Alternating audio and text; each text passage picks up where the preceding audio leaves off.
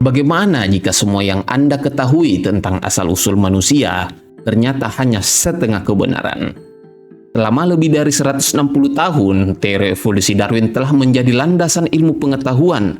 Tapi bagaimana jika ada bagian yang hilang? Bagaimana jika sejarah telah salah menafsirkan gagasan besar Darwin? Di episode kali ini kita akan menggali lebih dalam daripada sekedar apa yang diajarkan di sekolah. Dari eksperimen yang mengguncang dunia hingga penemuan terbaru yang mengubah cara kita memahami evolusi. Bersiaplah, karena setelah menonton ini, Anda tak akan lagi melihat manusia dengan cara yang sama. Charles Darwin bukanlah penemu teori evolusi. Faktanya, gagasan tentang makhluk hidup yang berubah seiring waktu sudah ada jauh sebelum dia lahir. Pada abad ke-18, seorang ilmuwan Prancis bernama Jean-Baptiste Lamarck mengusulkan bahwa makhluk hidup bisa mewarisi karakteristik yang diperoleh selama hidupnya. Misalnya, jerapah memiliki leher panjang karena mereka terus-menerus merenggangkan untuk mencapai dedaunan tinggi. Gagasan ini menarik, tetapi tidak didukung oleh bukti genetika. Sebelum Lamarck, ada Georges Louis Leclerc Comte de Buffon yang menyatakan bahwa spesies bisa berubah akibat pengaruh lingkungan. Namun ide-idenya ditolak oleh gereja karena bertentangan dengan pandangan penciptaan yang statis. Kembali ke Darwin dan penelitiannya. Lalu datanglah Darwin. Ia bukan hanya seorang ilmuwan, tetapi juga seorang pengamat ulung. Awalnya, ia lebih tertarik pada geologi dibanding biologi. Namun, perjalanannya bersama kapal HMS Beagle mengubah segalanya. Jadi, HMS Beagle adalah kapal milik Angkatan Laut Kerajaan Inggris yang ditumpangi Charles Darwin dalam pelayaran ke Amerika Selatan dan keliling dunia. Selama ekspedisi 5 tahun keliling dunia, Darwin mengumpulkan ribuan spesimen dan mencatat berbagai fenomena alam. Tapi ada satu pengamatan yang mengguncang pemikirannya, yaitu burung finch di Kepulauan Galapagos. Ia menemukan bahwa bentuk paruh burung-burung ini bervariasi di setiap pulau, disesuaikan dengan jenis makanan yang tersedia. Ini menimbulkan pertanyaan besar. Jika spesies bisa menyesuaikan diri dengan lingkungan, apakah mungkin semua makhluk hidup berasal dari nenek moyang yang sama, lalu berubah melalui mekanisme tertentu? Darwin butuh waktu 20 tahun untuk menyusun teorinya. Ia sadar bahwa gagasannya sangat revolusioner dan bisa mendapat tantangan hebat. Bahkan ia pernah menulis kepada seorang koleganya, "Jika saya salah, ilmu pengetahuan bisa mundur 100 tahun." Namun, ada satu kesalahan besar dalam penyebaran teorinya. Darwin tidak pernah mengatakan manusia berasal dari kera. Faktanya, dalam 502 halaman bukunya The Descent of Man, kata kera hanya muncul 23 kali dan tidak pernah dalam konteks manusia sebagai keturunan langsung kera modern. Sebaliknya, Darwin menggunakan istilah ini untuk menjelaskan konsep nenek moyang bersama common ancestor, yaitu bahwa manusia dan kera modern seperti simpanse dan gorila memiliki leluhur yang sama jauh di masa lalu. Bayangkan pohon keluarga besar di mana manusia dan kera modern seperti simpanse atau orang utan adalah cabang yang berbeda dari satu batang yang sama. Dengan kata lain, kita tidak berasal dari kera yang kita lihat hari ini, melainkan berbagai nenek moyang yang telah punah yang hidup jutaan tahun yang lalu. Nenek moyang ini memiliki karakteristik yang berkembang menjadi dua garis keturunan yang berbeda. Satu menuju manusia modern dan yang lain menuju berbagai spesies kera yang masih hidup hingga kini.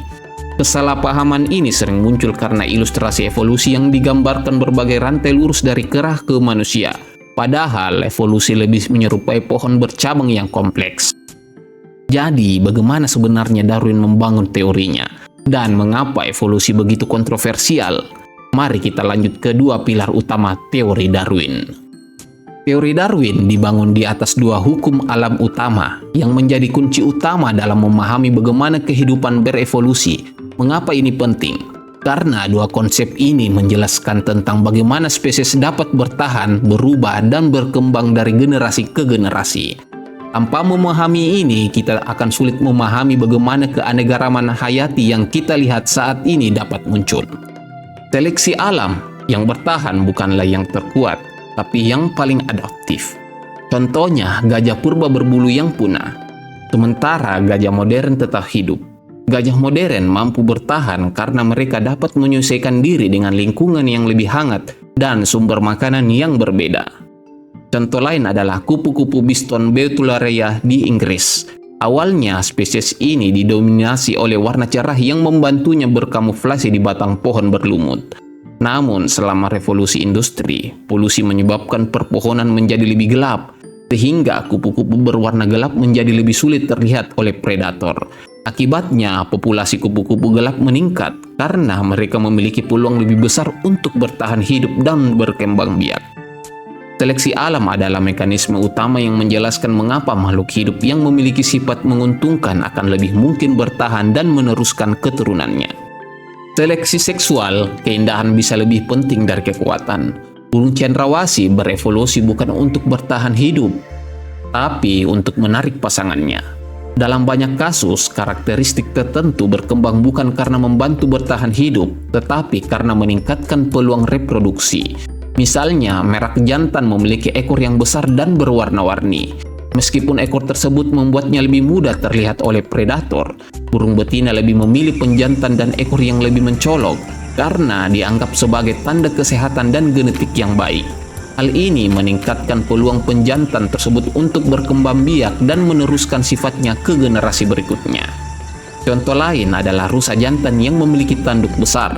Meskipun tanduk tersebut tidak selalu memberikan keuntungan dalam bertahan hidup, mereka berperan dalam persaingan untuk mendapat pasangan. Rusa jantan dengan tanduk lebih besar lebih mungkin memenangkan pertarungan dengan pesaingnya dan memperoleh pasangan. Meningkatkan peluang mereka untuk reproduksi, inilah mengapa seleksi seksual menjadi faktor penting dalam evolusi di samping seleksi alam. Bayangkan alam sebagai game survival, yang menang bukanlah yang punya senjata yang terbaik, tapi yang paling mahir memanfaatkan power up di lingkungannya. Kedua pilar ini, seleksi alam dan seleksi seksual, adalah alasan mengapa makhluk hidup terus berubah dan menyesuaikan diri sepanjang waktu. Inilah yang membuat teori Darwin tetap relevan dan terus dikaji hingga hari ini. Darwin pernah meramalkan bukti terbesar evolusi ada di DNA, dan dia benar. Saat itu DNA belum ditemukan, tetapi sekarang kita bisa membuktikan bahwa perubahan genetik dari generasi ke generasi adalah kunci evolusi. Fosil transisi yang dulu dianggap hilang, kini telah ditemukan. Contohnya, Tiktaalik, makhluk yang menjadi bukti evolusi dari ikan ke amfibi, dan Homo naledi, salah satu fosil yang menunjukkan evolusi manusia. Fosil-fosil ini adalah potongan puzzle yang menghubungkan spesies yang berbeda dalam sejarah kehidupan. DNA manusia dan simpanse 98,7% identik, namun meskipun persentase kesamaannya tinggi, perbedaan kecil pada 0,3% inilah yang berperan besar dalam kecerdasan manusia. Perubahan ini membuat kita bisa mengembangkan bahasa, budaya, dan pemikiran abstrak, sesuatu yang tidak bisa dimiliki oleh simpanse. Evolusi bukan hanya sesuatu yang terjadi di masa lalu, tetapi sedang terjadi sekarang. Contoh nyatanya adalah bakteri yang menjadi kebal terhadap antibiotik. Ini adalah evolusi dalam waktu nyata. Perubahan genetik yang bisa kita saksikan hanya dalam hitungan tahun. Inilah bukti bahwa evolusi bukan sekedar teori, tetapi kenyataan yang harus berlangsung. Namun, meskipun bukti evolusi semakin kuat, masih ada banyak kesalahpahaman yang menyelimuti teori ini. Beberapa di antaranya bahkan sengaja dimanipulasi untuk kepentingan tertentu. Bagaimana ini bisa terjadi? Mari kita telusuri berbagai konspirasi dan salah kaprah yang telah mengubah cara kita memahami evolusi selama bertahun-tahun. Teori evolusi telah didukung oleh banyak bukti ilmiah, tetapi ada banyak kesalahpahaman dan manipulasi yang membuat disalahartikan. Beberapa bahkan sengaja dibuat untuk mendistorsi fakta. Berikut adalah beberapa kasus paling kontroversial dalam sejarah evolusi. Kesalahan terjemahan. Istilah common descent, leluhur bersama, sering salah diterjemahkan sebagai direct descent, keturunan langsung. Ini menyebabkan kesalahpahaman bahwa Darwin mengatakan manusia berasal langsung dari kera modern. Padahal yang dimaksud Darwin adalah manusia dan kera modern memiliki nenek moyang yang sama jauh di masa lalu. Dalam bukunya The Descent of Man, Darwin tidak pernah menyebutnya manusia sebagai keturunan langsung dari kera modern. Sebaliknya, ia menjelaskan bahwa manusia dan kera berbagi leluhur yang telah punah yang hidup jutaan tahun yang lalu. Kesalahpahaman ini muncul karena banyak interpretasi yang menyederhanakan konsep evolusi menjadi hubungan langsung. Padahal dalam realitasnya, evolusi lebih menyerupai pohon bercabang dengan banyak jalur perkembangan spesies. Fox Piltdown. Pada tahun 1912, seorang arkeolog amatir bernama Charles Dawson mengklaim menemukan fosil manusia di purba di Piltdown, Inggris. Penemuan ini dianggap sebagai bukti bahwa manusia berevolusi di Eropa. Mendukung gagasan superioritas bangsa barat, fosil ini ternyata adalah rekayasa. Terdiri dari tengkorak manusia modern yang dikombinasikan dengan rahang orang hutan. Butuh lebih dari 40 tahun bagi komunitas ilmiah untuk membongkar penipuan ini melalui analisis kimia dan anatomi. Tujuan utama dari rekayasa ini diduga untuk mendukung teori bahwa manusia berasal dari Eropa, bukan Afrika, yang pada saat itu dianggap tidak sesuai dengan narasi kolonial. Penipuan ini memperlambat kemajuan penelitian evolusi manusia dengan menyesatkan para ilmuwan selama beberapa dekade. Kasus ini menjadi contoh bagaimana kepentingan politik dan ideologi dapat mengaburkan sains dan mempengaruhi pemahaman publik tentang evolusi. Fenomena ini menunjukkan bagaimana bias dan kepentingan politik dapat mengganggu objektivitas sains. Ketika sains digunakan untuk membenarkan ideologi tertentu, pengetahuan yang sebenarnya menjadi kabur dan sulit untuk diperbaiki. Kasus Piltdown menjadi bukti bahwa komunitas ilmiah harus selalu skeptis dan mengandalkan metode verifikasi yang ketat untuk menghindari manipulasi dan distorsi fakta. Kritik utama terhadap peristiwa ini adalah lemahnya mekanisme verifikasi ilmiah pada masanya. Banyak ilmuwan menerima temuan ini tanpa melakukan pemeriksaan lebih dalam, menunjukkan betapa mudahnya sains dapat dipengaruhi oleh kepentingan non-ilmiah.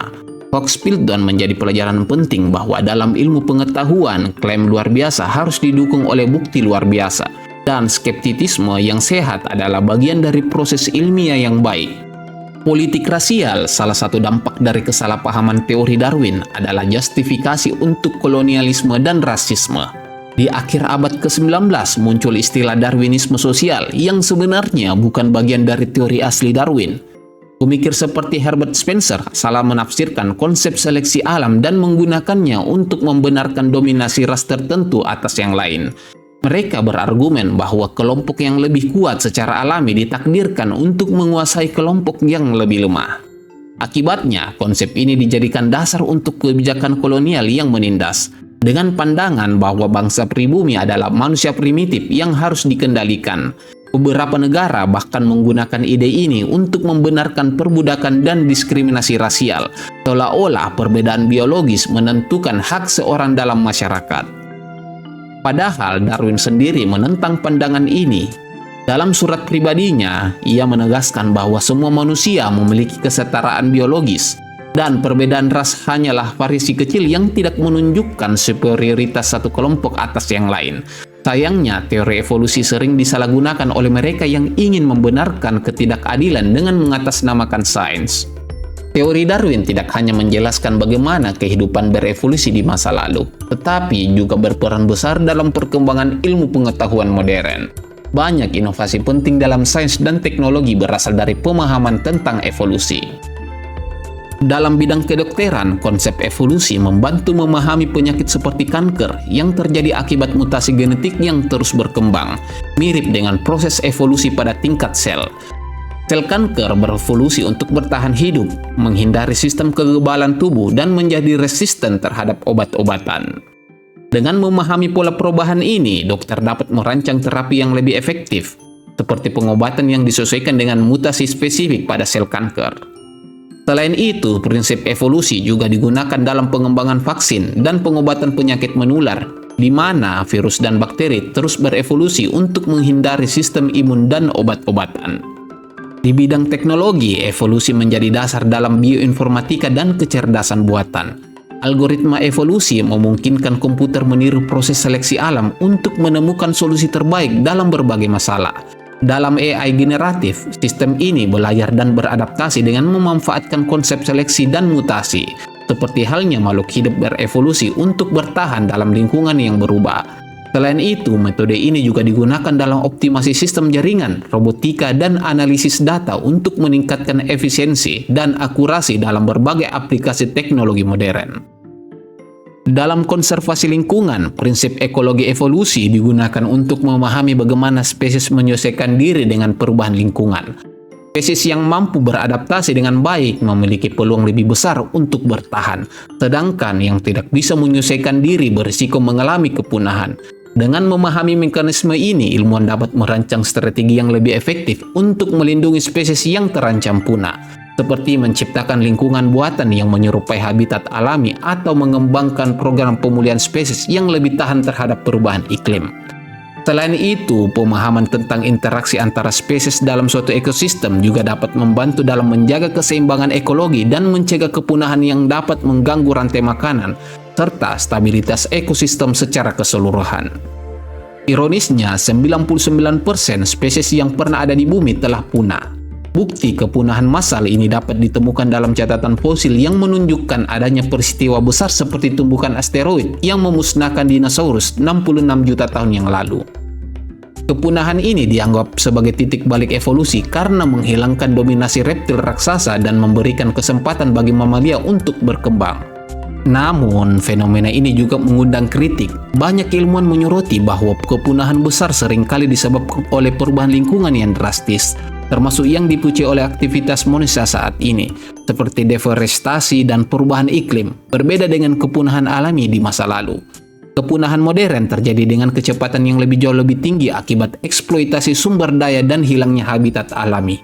Oleh karena itu, pemahaman tentang evolusi dan kepunahan tidak hanya penting untuk memahami di masa lalu, tetapi juga untuk mencegah krisis keanekaragaman hayati yang dapat berdampak buruk bagi keseimbangan ekosistem global. Darwin bukanlah sosok yang memberikan jawaban final, melainkan seorang ilmuwan yang membuka pintu bagi pertanyaan besar tentang kehidupan.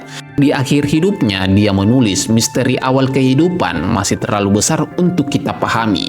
Ilmu pengetahuan terus berkembang dan kita masih berusaha memahami bagaimana kehidupan dimulai dan berevolusi.